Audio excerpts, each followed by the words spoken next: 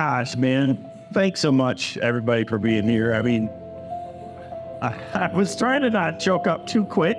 I knew it was going to happen. You know, it's what a fitting day for my final day, for Mother Nature to pay me back for all those years out there with, you know, I'm out there standing in 4 and 5 cold waves and driving rain, and I smiled the whole way. And honestly, after the tournament was over, you know, I was running back in. I had my glasses on. I got my cameraman and my official with me.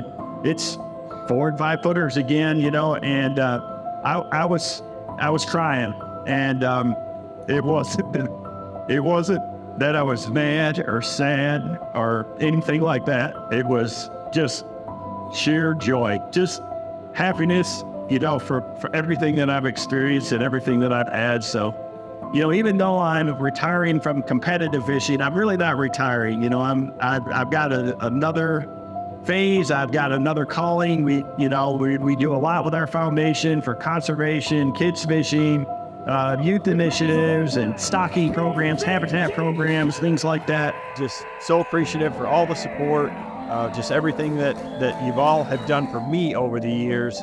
It's been a fun ride. So, but you will see me in the future. I'm really looking forward to this next phase of my career, starting a new chapter.